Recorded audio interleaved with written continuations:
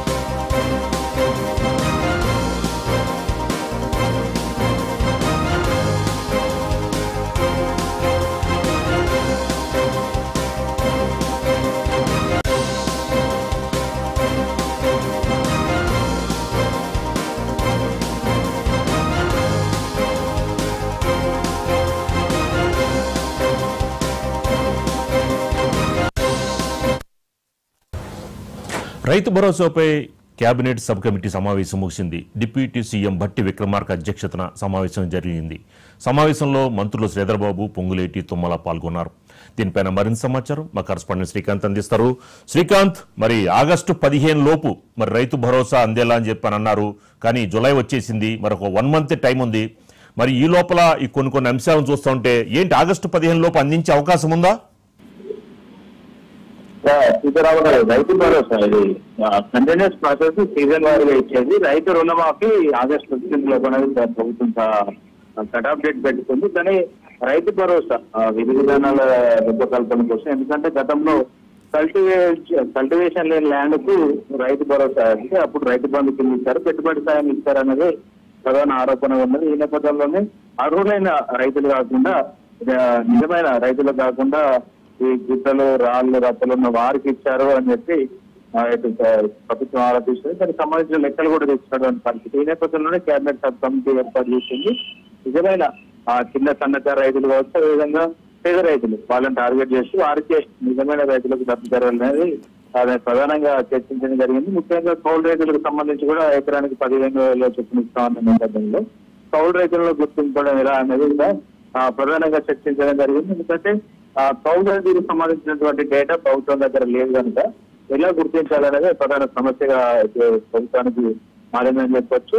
ఈ నేపథ్యంలోనే ఇటు పట్టాదారు కౌలు రైతుకు అగ్రిమెంట్ చేస్తారా ఆ కౌలు తీసుకున్నట్టు అనేది ఒకటి చర్చనీయాంశంగా మారింది. ఒకవేళ ఇట్లాంటి సెన్సిటివ్ ఇష్యూని ఎలా అధిగమించాలి, కౌలు రైతుకు ఎలా లబ్ధి చేపించాలని జరిగింది. ఇప్పటికే వీడియో కాన్ఫరెన్స్ ద్వారా రైతు నేస్తం ప్రోగ్రామ్ ద్వారా 50,000 మంది రైతులతో ఇప్పటికే వ్యవసాయ శాఖ మంత్రి కావచ్చు, వ్యవసాయ అధికారులు కావచ్చు ఇప్పటికే సంప్రదింపులు జరిపారు. దాదాపు మెజారిటీ రైతులు కావచ్చు, ఇటు వ్యవసాయ రంగానికి సంబంధించినటువంటి నిపుణులు కావచ్చు, ఇటు మేధావులు కావచ్చు, వ్యవసాయ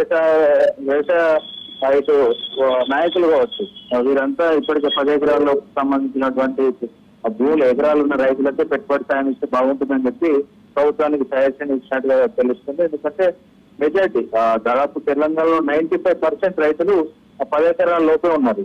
కాబట్టి ఎక్కువ శాతం రైతులకు లబ్ధి చేకూరుతున్న నేపథ్యంలో ఈ 10 ఎకరాల లోపు కట్ ఆఫ్ గా పెట్టుకొని రైతు భరోసా ఇస్తే ఇది ప్రస్తుతానికి ప్రభుత్వానికి 7,000 కోట్ల ఖర్చు అవుతుందని అంచనా వేస్తున్నప్పటికీ ఈ కట్ ఆఫ్ 10 ఎకరాల లోపు పెట్టుకుంటే రైతుల బెనిఫిషరీస్ సంఖ్య తగ్గే అవకాశం ఉందని చెప్పి ప్రభుత్వం భావిస్తుంది. అందుకు సంబంధించి ఈరోజు అధికారులు మంత్రులకు కేబినెట్ సబ్ కమిటీకి దానికి సంబంధించినటువంటి అంశాలన్నీ రూపంలో చూపించడం జరిగింది. రైతుల లబ్ధిదారులు బెనిఫిషరీకి సంబంధించిన విషయాలు, అదేవిధంగా కౌలు రైతులు ఎలా గుర్తించాలనేదే ఇక్కడ ప్రధాన సమస్య ప్రధాన అంశం అని చెప్పారు. ఈ ఇష్యూ పైనే నెక్స్ట్ కేబినెట్ సమావేశంలో చర్చించే అవకాశం కనిపిస్తుంది. Right, thank you Srikanth.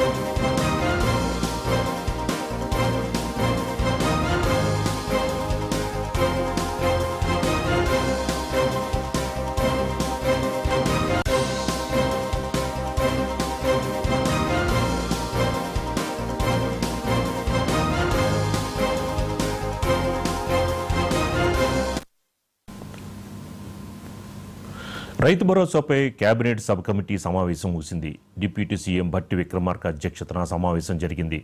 ఈ సమావేశంలో మంత్రులు శ్రీధర్బాబు, పొంగులేటి, తుమ్మల పాల్గొన్నారు. కౌలు రైతుల్ని ఎలా గుర్తించాలి అనే దానిపై ప్రధానంగా చర్చ జరిగినట్లు తెలుస్తోంది. వ్యవసాయం చేయని భూములకి రైతు భరోసా నుంచి తొలగించాలని, చిన్న, సన్నకారు, పేద రైతులకి మాత్రమే లబ్ధి కలిగేలా ప్రణాళిక రచించినట్టు తెలుస్తోంది. కౌలు రైతులకి రైతు భరోసా అందే విధానంపైనే ప్రధానంగా చర్చ జరిగినట్లు తెలుస్తోంది.